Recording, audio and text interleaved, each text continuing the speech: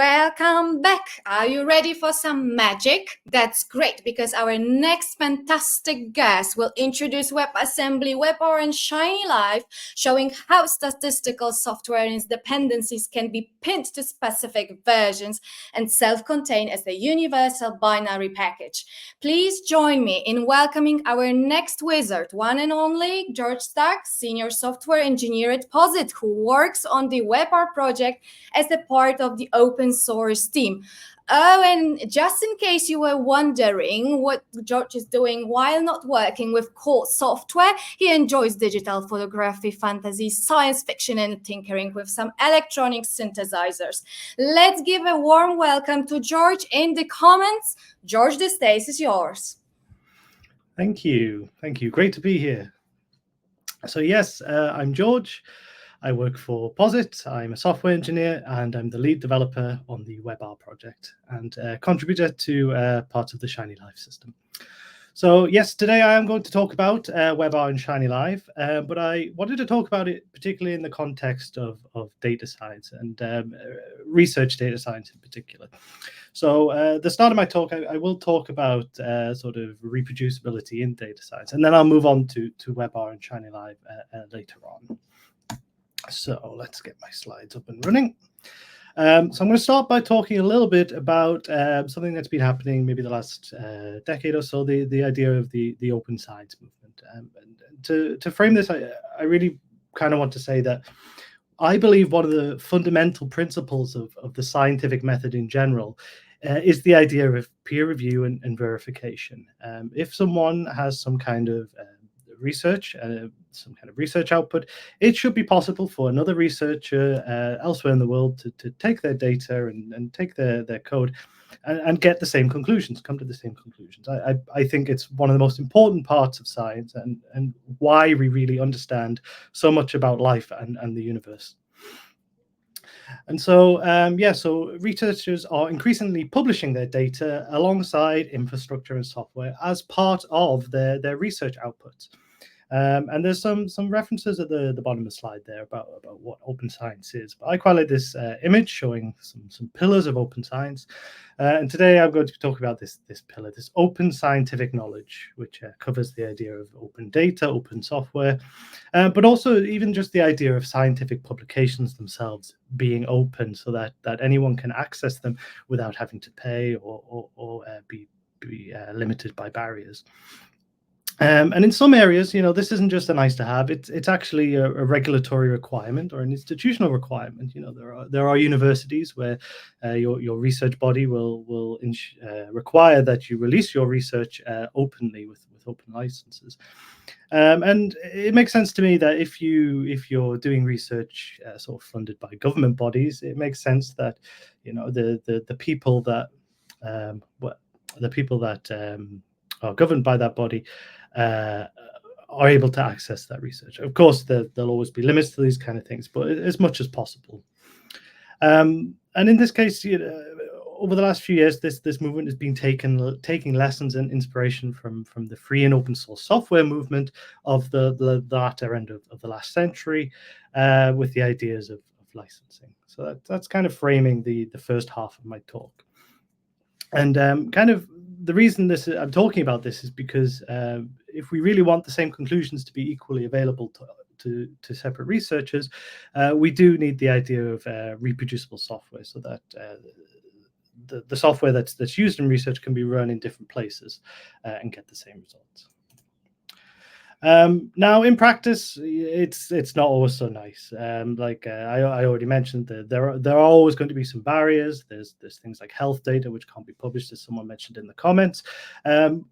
But even ignoring that, there are big issues with this kind of stuff in practice. This is a study that was published in February 2022, and it was Winston Chang of POSIT in the Shiny team who originally told me about this paper. And I remember what it is it's a sort of a study on research R code and running that code and making sure that code can run without error. And I remember being quite disheartened when I read the abstract for this paper, because they say that 74% of R files that they tried to run, published with some research output, failed to complete without any errors. And I remember thinking this and being really quite upset because, who, as a former academic, who am I to say that we find truth when 3/4 of our R scripts don't even run? That is disappointing to me. So I think we should all try, as members of this community, whether it's a software engineer writing tools for research, or working researchers actually doing the research. I think we really should try and make this better, the best we can.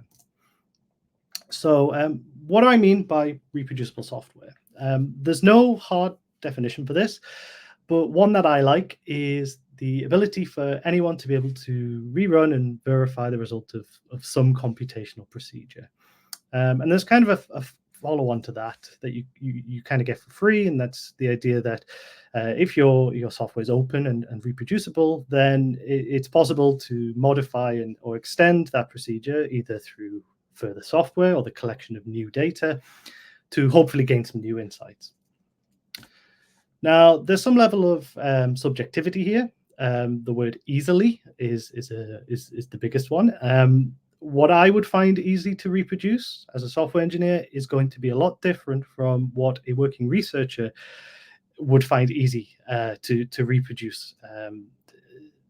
The level of technical ability is going to be different depending on who you're talking about. And on top of that, there are also levels of reproducibility. Just being able to run your script twice and get the same answer on your machine is a lot easier to do than to take a piece of work and put it on a completely different machine and expect the exact bit for bit, byte for byte, exact values to come out at the end. They're two very different levels of reproducibility. Now, I am going to keep talking about this, but I'm not going to go into super detail. But there are plenty of details online if you do want to know more about reproducibility. There's a book by Bruno Rodriguez about building reproducible pipelines with R. And just in general, there's the carpentries, which are organization who go into research institutions and sort of teach good software engineering principles and data principles to researchers, which is a great thing. Okay, so let me talk about what I call the first level of reproducibility. And what this really is just recognizing that if you write a piece of code, there's no guarantee that your script is going to run somewhere else in the future.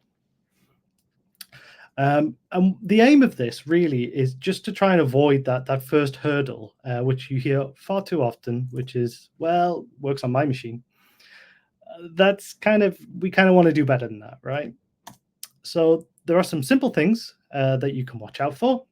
Things like, just rerunning your script in a clean environment, making sure you know where your source files and data sets are being loaded from, and even just being aware of things like paths. If you have some kind of hard-coded path in your script and it's got your username in, it's not going to be the same on someone else's machine.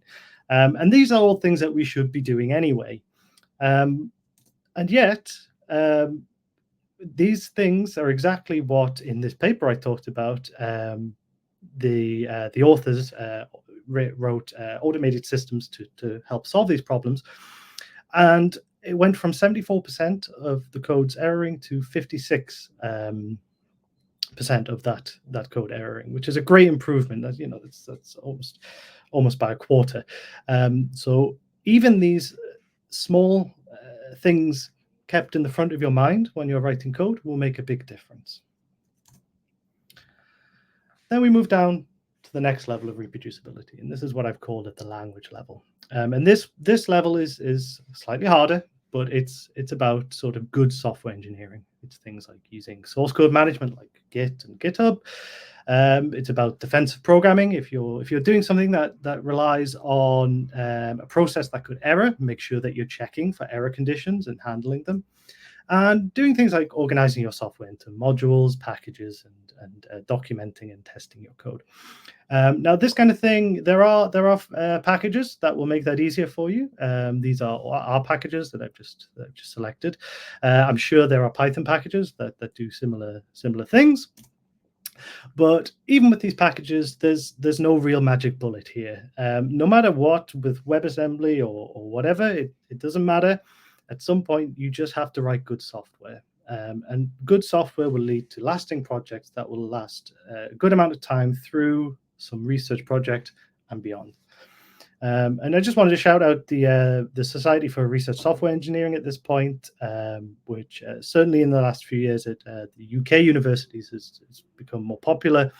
This is the idea that you should have someone on your research team whose job it is to do software engineering and to teach good software engineering to the rest of your team.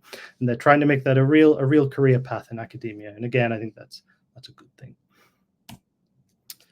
Okay, so you've written your Shiny app or your research output. You've built it as an R package. You've added tests. You're pretty happy. Okay, this is good software, so it's reproducible, right?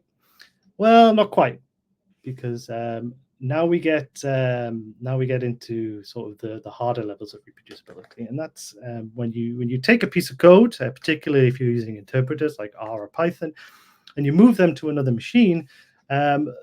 Things could have different versions of that software installed. So here, for example, we've got I've shown R and Python, 2 different versions, and then Node, which is a JavaScript engine. And these are real examples of issues I've seen caused by differing versions of software installed on machines. And it's not just the interpreters, as I'm sure you know. How often have you written an R script, you've gone away for a year, and you've updated all your packages, and you pull that R script back up, and it no longer runs because functions have been deprecated or deleted. This happens to people all the time. And so there are tools to help with these problems. Rig and PyEnv are tools that will allow you to install specific versions of R and Python. And REnv and virtualenv are tools that will install specific versions of packages that are installed in your machine. So you take a snapshot of the packages that you use in your project, and then a year later they will come and download those versions of those packages again. So it's back where it was. And I am going to plug this tool in the middle, P3M, which is the POSIT public package manager. If you haven't seen this before, what it is it's a version of CRAN and PyPy and Bioconductor packages that you can use with R and Python. And I'm not going to go into super detail, but there is a button here, Setup, and if you click that button, what you can do is actually pick a point in time. And when you pick that point in time, the packages served from that repository will be from that point in time. So if you know that you installed packages a year ago, but you don't have a virtualenv or an REnv for that project, you can configure the POSIT package manager to serve you packages from a year ago, assuming it has a snapshot, which is great. In addition to the versions of packages installed on your machine for R and Python, there are also system dependencies to bear in mind. Things like operating systems. So if you have a Windows machine or a Linux machine, there'll be slight differences between those machines. And sometimes packages will use system libraries to do things like numerical analysis or other kind of work. Now, usually this doesn't matter so much, but it can make a difference if you have a package that relies heavily on these numerical libraries, and those libraries are changed under you. You can reproduce these environments too using tools like virtual machines or Docker. There's also Nix, which is a very complicated but very impressive set of software that will reproduce an environment from the source code, all the way up to your final product, and it will use cryptographic hashing to really ensure that you have the exact same version of that software installed on the machine, which is really, really clever. However, there are drawbacks. One of the drawbacks is that it can be very slow to build and reproduce that environment.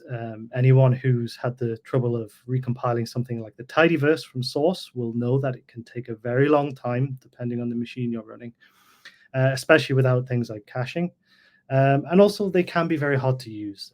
If you're producing something like a Shiny app as a research output, and you want to send that to someone to review and give you their analysis on your analysis, they may not have even used R or Python before. They may not be in that ecosystem. So trying to teach that person not only how to do something like use a Shiny app, but also set up Docker or Nix is a real big ask. You know, you're talking about sending a document with 5, 10, 15 pages in it just to get the stuff installed. So there are drawbacks to these ways of reproducing an environment. And not only that, but the last level of reproducibility I want to talk about is what I've called the binary level, or the machine language level. And this is even if you were to take all of your source code and build it from source with the exact same code, when you take a piece of code and you compile it for a machine, what happens is the machine turns that human readable language into machine readable language. And that machine readable language is what we call a binary, and it depends on what type of machine you're talking about. So the binaries for something like a workstation sitting on your desk or your phone will be different. They'll be running different types of hardware. And so even if you have the exact same source code, the actual binary that runs can be different. And it is rare, but it can make a difference. Here's an example. So in this example, there's a piece of R code. What it's doing is taking a matrix and inverting it. This is a fairly common operation. It's used in mathematical and statistical algorithms fairly often. Now, however, this matrix has been specially crafted to show off a particular problem when you're running the same code on different types of machines. These are two different platforms, both running R. And you'll see when it's inverting the matrix and taking the first element, and you'll see that the last few digits of the answer are different. And you can try this on your own platform. You might get the same as this, you might get something different. But even with the exact same code, you can get different answers. So that's another thing that can cause things to not be reproducible. Now, like I say, this is rare. I'm told it has happened. There have been things. I've been told there are certain mathematical algorithms where this has caused trouble in the past, but it's quite rare. You need an algorithm that's known as ill-conditioned or unstable, but it's possible. And the reason it's possible is because computers don't work with numbers exactly. They work with something called floating point arithmetic. This isn't the only thing that can go wrong with different binaries, but it's the easiest to show in a talk like this. And when a computer does something like 0.1 plus 0.2 plus 0.3, really, most of the time you'll see something like 0.6, but you can tell R to show you all the digits. And when you do, you'll see there's some stuff. And that stuff will depend on the kind of machine you're running on. And not only that, the extra sort of inaccuracies, they behave in a way differently from normal mathematics. It depends on the order that you run operations. Even though normally with mathematics, it doesn't matter what order you add things, here it does. And that kind of thing can cause issues. If your instructions are different, your instructions can be in a slightly different order. Now, there's more information in some links in here. I won't go too much into detail. There's lots you can read about floating point determinism and how to work around that. But one thing I do want to just point out is this nice issue on NumPy on GitHub, where someone actually notices that the result of some trigonometric function, here it's a hyperbolic tan, gives a different answer depending on whether they're on Linux or Windows. In this case, Linux is more accurate. The answer from one of the developers of NumPy basically says NumPy doesn't attempt to provide exactly the same results on different platforms. It's essentially impossible for floating point code. So if you're looking for the exact same answer on different machines down to the bit and byte level of reproducibility, then you may be disappointed. So the question becomes, okay, so if binary level differences can make a difference, can we run the same binary on every type of machine? And the answer is yes, using WebAssembly. Now, WebAssembly is not the first technology that can do this. There have been other machine languages that are the same on every machine. One you've probably heard of is Java. But WebAssembly is possibly one of the more modern ones. It was originally introduced in 2017. And as I say, it's a binary code format that's portable. Portable here means it can run on lots of different machines.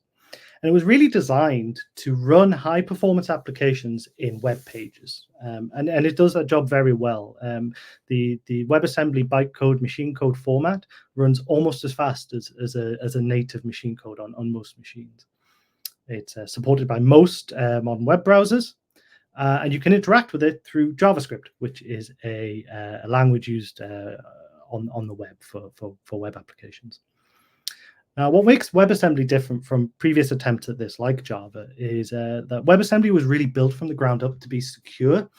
When you run a piece of WebAssembly code, it's sandboxed and containerized so that it can't access parts of the system outside of that web page unless you give it access. There's a sort of access procedure that it would have to go through to get access to those materials. And this is a good thing, because if you're running random pieces of code off the internet, you wouldn't want it so that you opened a random web page and suddenly it can read all of your files on your machine. You really don't want that. So it was really designed to be as secure as possible. And that's one of the reasons why I was so excited about WebAssembly when I first saw it, was this sort of built-in containerization. And that takes me on to webR. So the webR project is a version of R that is built for this WebAssembly technology that I just described. And the upshot of this is that you can run R code directly inside a web browser. And everybody gets the same WebAssembly binary, so everyone gets the exact same version of that code running in their web browser.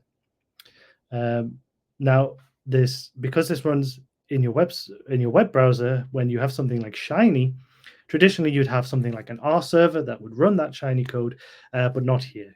You don't need that R server.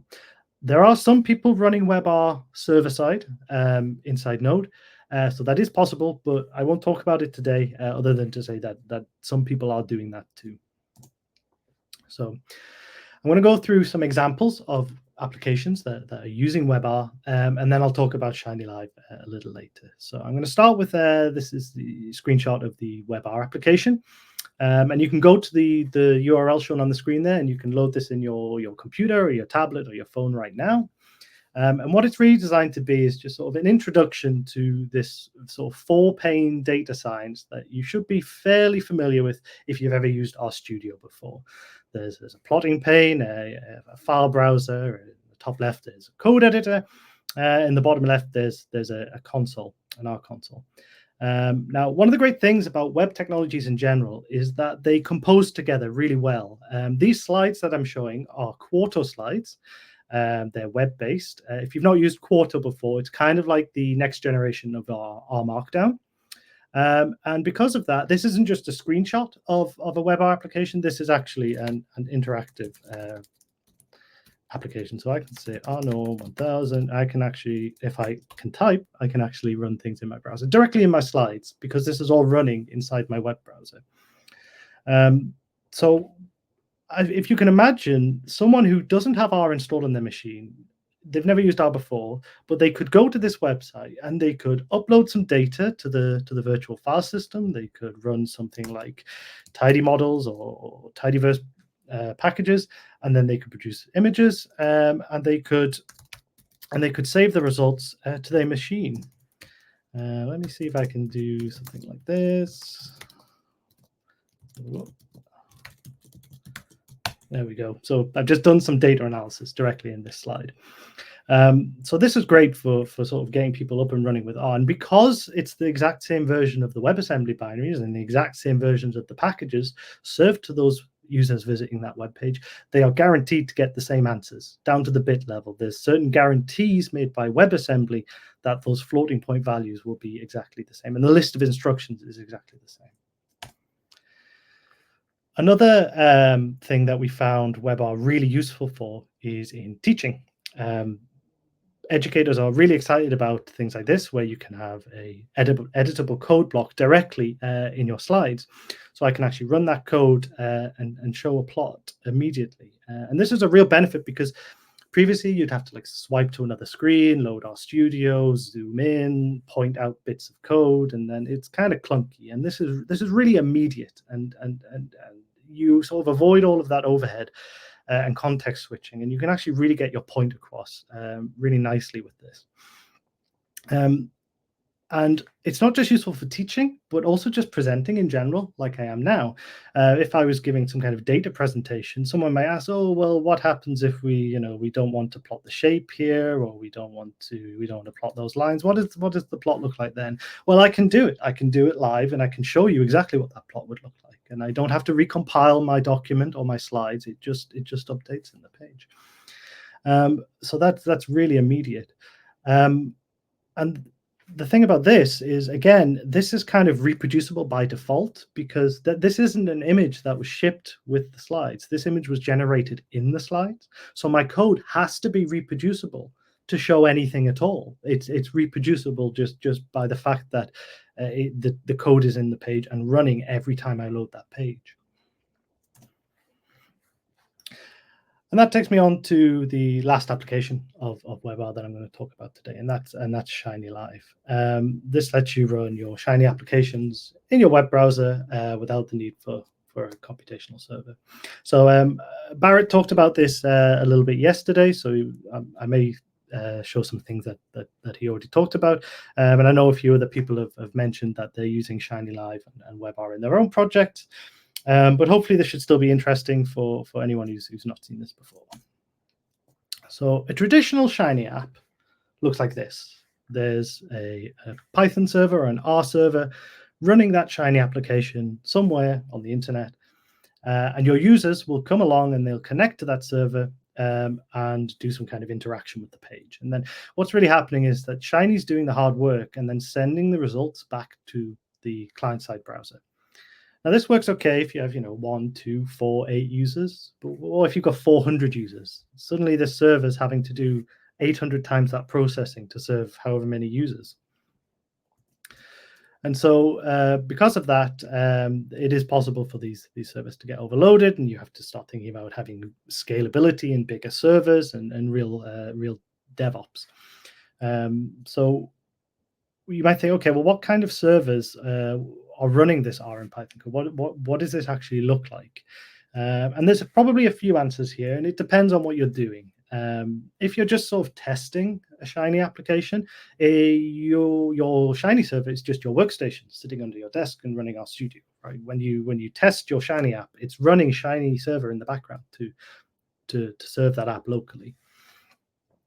Once you're done with that, you'll probably want to deploy it somewhere, and you'll think about having either some kind of local version of the free and open source Shiny server software, or you'll deploy your app to a service like shinyapps.io. Or if you work at an organization or institution with enterprise level contracts, you might have access to things like POSIT Cloud or POSIT Connect, or the enterprise cloud hosting. And then you can serve your apps to those enterprise solutions, and they become your server. Now, the problem is that researchers in general kind of don't really fall into these categories sometimes. Sometimes they get lost. If you imagine you're making some kind of research output, and you want to make that Shiny app available, well, okay, so you could put it on shinyapps.io, but then what happens if you go over the computational limits or the number of apps that you're allowed? Well, then there's costs involved. You can't just run your app on your own machine forever. At some point, that's not reasonable. And your enterprise, your organization or institution may not have access to these enterprise cloud hosting services, for budgetary or other reasons. Who knows? And in that case, okay, so how do we get our app out there? And there is kind of a solution, which is to bundle your app and distribute the app source code with the data, transfer that to some other machine, and then they can run that app locally with their own Shiny server. Now, this is a useful method of sharing your app. It's good for archival, for long-term storage. It's good for app submission and review, as I talked earlier. Imagine you have some kind of research output in the form of a Shiny app. You can send that Shiny app to someone for them to review. However, if this is the route you go down, we then have to go back to what I talked about for the first half of the talk, which is the whole idea of a reproducible environment, to make sure that when they look at your app, they see the exact same answers as you and the exact same conclusions that you make. And that means talking about Docker and virtual M's, installing things like RStudio and VS Code, And again, the users at the other end, they may not have experience debugging Shiny apps. If something goes wrong, how do they know how to debug that problem? And so before I released webR, the Shiny team were working on Shiny for Python, and they thought to themselves, wouldn't it be great if we could run Shiny for Python apps locally without having to install any extra software? And that's what led to Shinylive. And the architecture of a Shinylive app looks like this. So you've seen images like this in other people's talks, but the idea here is basically instead of an R and Python server, you would have a static web server. And then rather than running Shiny here on the server, everyone who visits your page gets their own version of the Shiny server running inside their browser using this WebAssembly technology. And then what that means is that if you have 4 users or 400 users, that computation that would normally happen on the server is shared between all of those users. They're all running their own version of Shiny. So for applications where Shinylive makes sense, this is a really great way to share that load over all of your users. Now, you still do need a web server, but notice it no longer says R and Python server. It says static web server. And that technology is much older and easier to implement. And there are free or very cheap solutions for static web services already in place.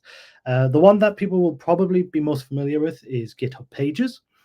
And with GitHub Pages, you can take your project that's in Git and put it on GitHub, and then make the results of that project available on GitHub Pages. Barrett yesterday in his talk talked about the process of automating this with GitHub Actions, so that you could put something like a Shiny app on GitHub, and then the Shinylive app would be built and served through GitHub Pages, and then you wouldn't have to manage the any kind of server-side R or Python server. It would all be managed through GitHub Pages. And if you've not used Shinylive before, there is this link here, shinylive.io/r. And what that will allow you to do is actually play with Shinylive in your browser and interact with the Shiny server directly. So here on the left-hand side of the page, it's the standard R examples that hopefully everyone's seen before. On the right-hand side of the page is a Shiny app. But what's new that you couldn't do before is that the source code for your Shiny app is directly in the page, and I can modify it, and I can press the play button and actually see those changes happening live inside my web browser, because the actual Shiny server is not running on the static web server that hosts this. It's running in my laptop, and that's why I can do that. This has been a real useful tool for teaching Shiny. I've actually seen several people using Shinylive to teach Shiny for Python to brand new users. And it means they can get up and running, writing their own Shiny apps without having to install anything on their machine. And they find this a really engaging and useful way to learn Shiny for the first time.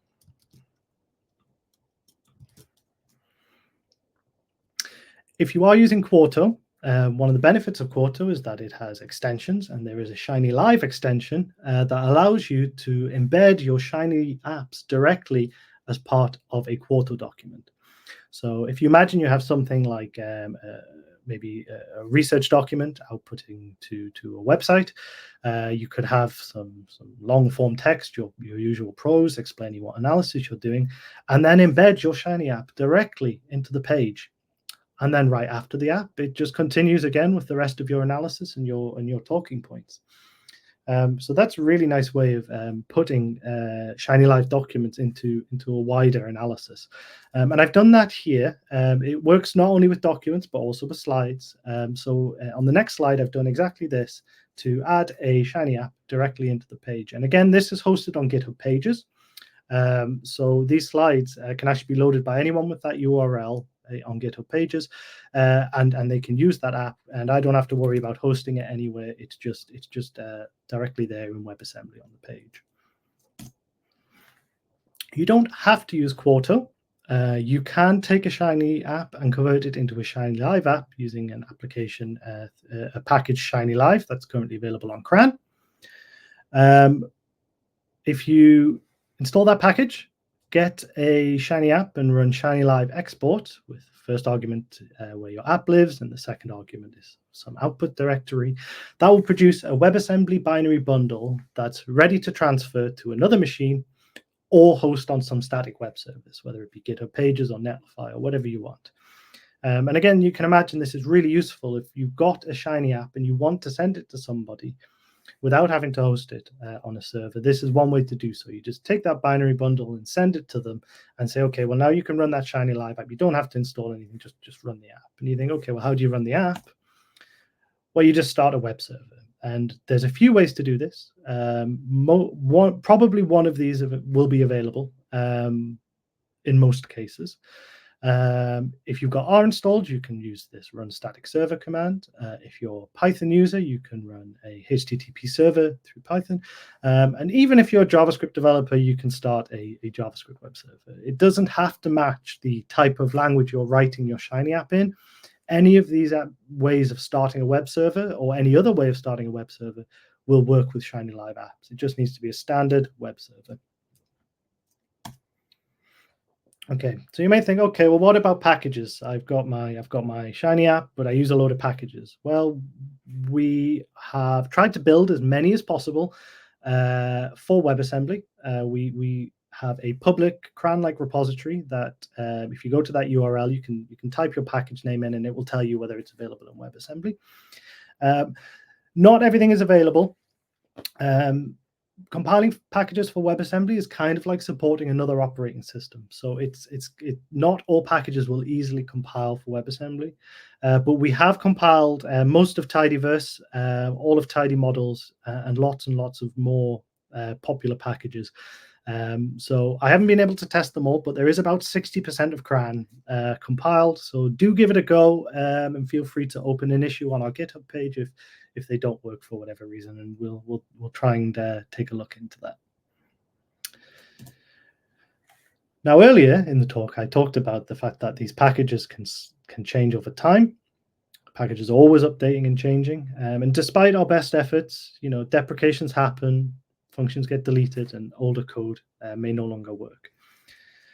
Now, in previous versions of Shinylive, when you loaded your app, what would happen is Shinylive would go away and download the latest version of each package, and then start the app. It's one of the reasons why the startup time used to be extremely long for Shinylive apps. And that's bad for this, because it means that if you're always pulling the latest version of the package, you're going to get exactly this problem where packages are going to stop working. However, with the next version of Shinylive, not released yet, but the code has been merged, WebAssembly R package binaries will be downloaded, frozen, and bundled with your app automatically when you export your app. That means if you have version X of a package, that will be downloaded and included in the static assets that are then stored online on the static web server. And that means if someone visits your app, they don't download the latest version of the package. They download the version of the package you had installed on your machine when you exported that app. And that means that your app should continue to work reproducibly in the future, even as the packages on the webR CRAN-like repo continue to update, because those packages aren't downloaded. It's the version you exported with that's downloaded. This is also true of custom packages with some setup. If you have your custom packages on our universe builds WebAssembly binaries, and they will be downloaded automatically. And if you're using the GitHub Actions that Barrett talked about yesterday, those custom packages built with those actions will be downloaded from GitHub automatically and distributed with your app. So here's an example of exactly that. I have a Shiny app, and I've modified an example to download dplyr. I realize that text is a little small. I'm sorry about that. But what I just wanted to show really is that in this tab here in the bottom left-hand corner, when I export that app, you can see it actually goes and shows a load of output on the screen. What that's doing is downloading all of the dependencies that are required for your app. So in this case, I'm pulling in the dplyr package, but that has a bunch of dependencies. So it actually works out what packages are needed to run your app. Then it goes away and downloads them one by one. And then once they're downloaded, that is what is served with your app. So here's that app, or one very much like it. And I just want to quickly try and prove to you, hopefully I can convince you that this is really the case. So I've refreshed the page now, and that app is downloading. And you can see here I filtered on the dplyr package, and if I just look at that, you can see if you look at the request URL, it begins with georgestag.github.io, and it's linked exactly to this project, these slides. It's not pulling from the public repository. That package is stored with these slides and will remain the same over time. So if I do things like filter my data, those functions will always be available. Others are using Shinylive and webR for exactly this use case. We saw a talk earlier today from members of the R Consortium Submission Working Group about submitting Shiny apps as to regulatory bodies like the FDA for review. And they're investigating the container setup that I talked about in the first half of the talk with tools like Docker and Podman, but they're also studying and looking into using WebAssembly with Shinylive as a possible way to submit Shiny apps. I've put a link in this slide to a blog post they wrote about this process and what they've been doing. But they also they had a talk earlier today that was very good. So if you haven't seen that talk already, do go back and watch that in the recordings.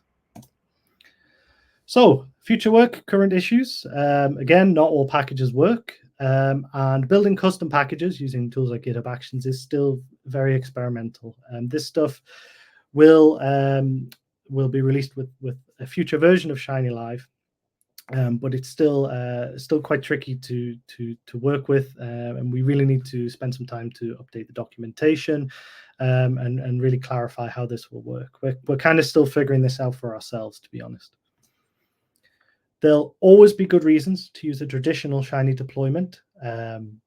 Some people use Shiny as a front end to a much more powerful HPC system, rather than running their code directly in the server. They're sort of deploying it somewhere else to run on big, heavy machines. Shinylive in this case doesn't make much sense. And there's also browser security restrictions. The biggest one at the moment is probably the fact that WebAssembly has limited networking abilities. You don't get raw access to networking. You can download files in Shinylive, but you have to download from a web server that explicitly allows you to do so. There are security hurdles in place. Things like raw GitHub links work. You can download from those, but your mileage may vary depending on where you're trying to download files from. And things like database connections won't work at the moment because of that lack of raw network access.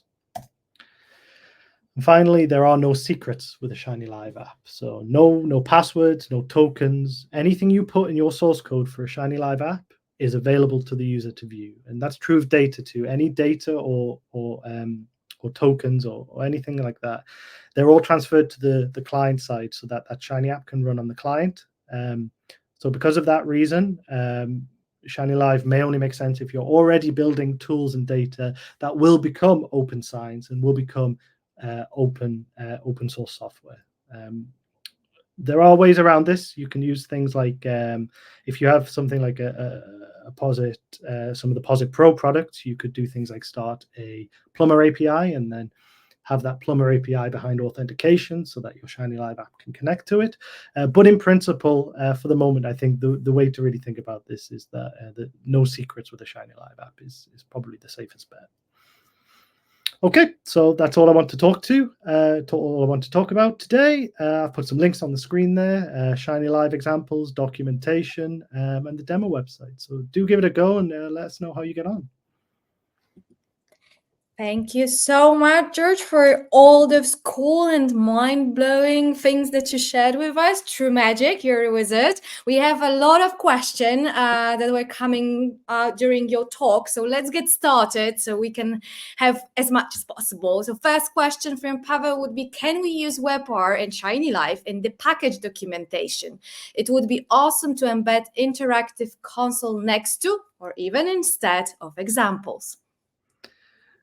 Yeah, we've talked about this before internally about applying webR in the future to package down so that things like package down examples can be interactive in the page.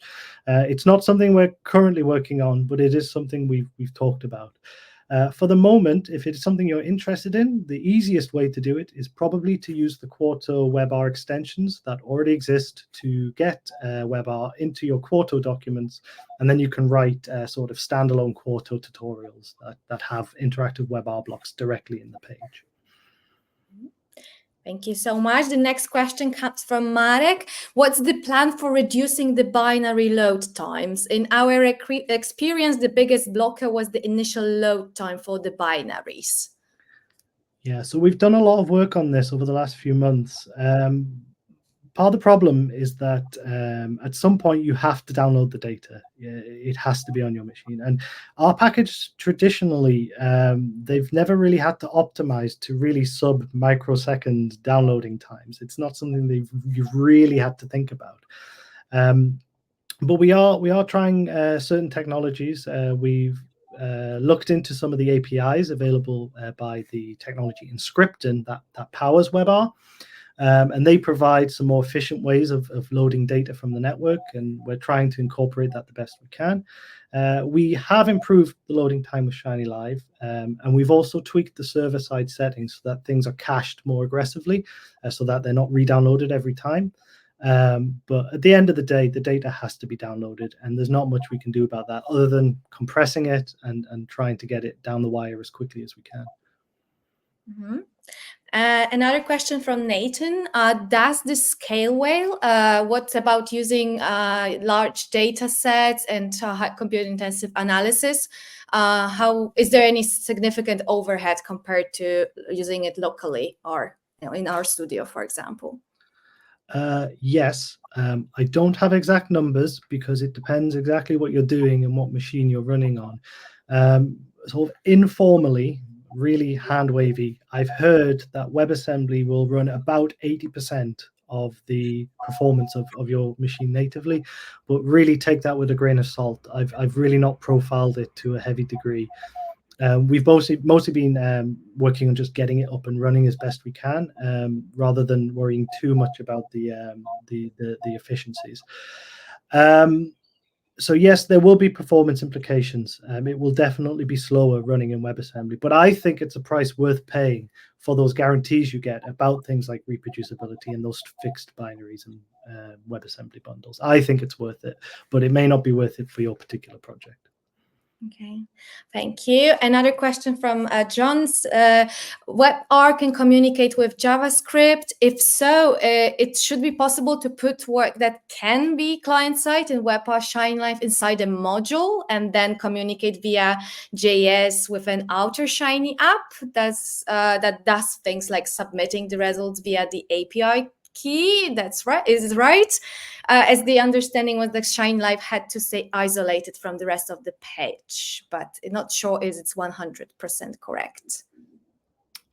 It depends. I mean, what this user's sort of kind of talking about more generally is the idea of running a WebAssembly client-side Shiny app with a server-side process 2 working together, so that you're having data moving server side, and then you have data moving client side, and they're interacting in a very cohesive way.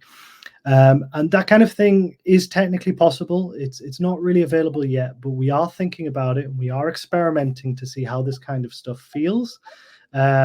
Possibly we'll have more to talk about that at PositConf, but yeah, we're still investigating those kind of use cases. Mm-hmm. Another question from Marek. What was the biggest challenge and most satisfying breakthrough when you worked on? When I was building webR for the first time, the real hurdle, the one that had stopped others from building R into WebAssembly, is Fortran code. We heard about Fortran earlier today, and some Fortran code still exists in R. In fact, some of the really heavy lifting numerical analysis parts of R are still written in Fortran, and there's not a really satisfying solution for running Fortran in a web browser. There are hacks, and there have been hacks for years, but it's really quite difficult to do well. And that was definitely the biggest hurdle, was working on a on a good way to compile Fortran code so that it can run in a browser through WebAssembly. That was definitely the hardest part of the process. Thank you. webR and Shinylive are awesome. I do agree. Any chance of curl support in the not too distant future? I wouldn't want to put a date on it, but it is something I would like to support. It will be absolutely impossible with the current WebAssembly standard to support all of curl's features. The security restrictions are just too large. But it should be possible to support some of curl's features, particularly the ones that allow you to talk to another website.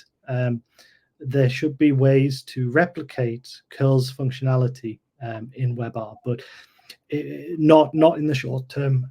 We need to sit down and do that engineering. But it is something I want to do in the future. Okay.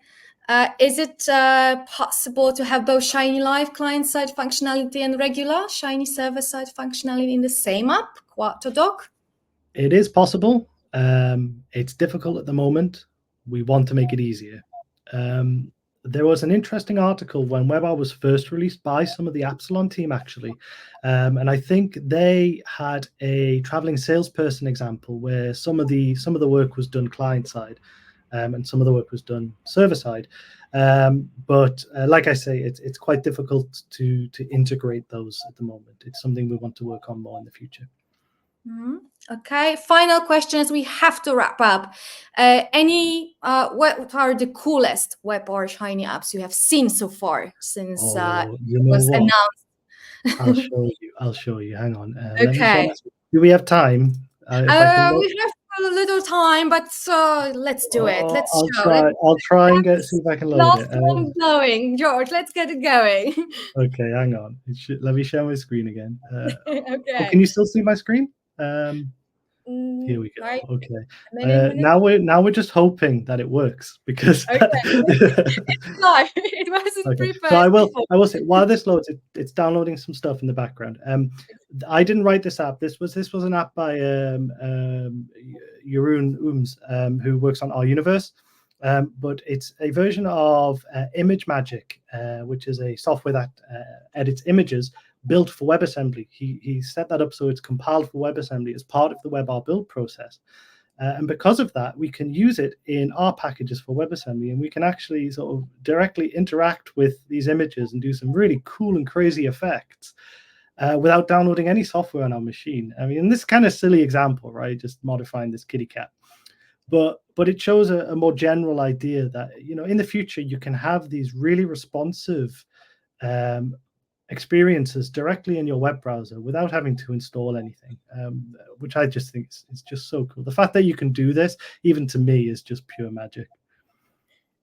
It is, definitely. And this is a great final sentence and take-home message. You can do incredible things with both webR, Shinylive. And if you have any more questions, don't hesitate to reach out to George.